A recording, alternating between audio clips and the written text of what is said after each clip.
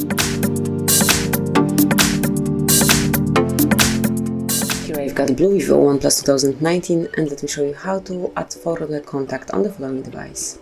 So at first you have to open your phone gallery, then go to the contacts, select the contact that you would like to change profile picture to, and then tap on edit icon right here, pick camera, and now you can either take a photo if someone is staying right in front of you, or you can pick something from your gallery by tapping on choose photo.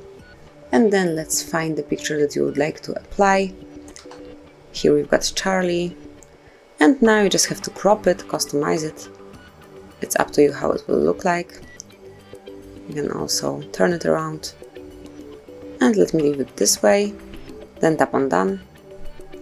And this is it. Finally, you just have to click on confirmation mark right here, and the photo has been added. As you can see, from now on, whenever Charlie will be calling you, you will be able to see this profile picture. So this is it. That would be all. So you can add photo to a contact in your device in your BLU Vivo One Plus 2019. Thank you for watching. Please subscribe our channel and leave the thumbs up.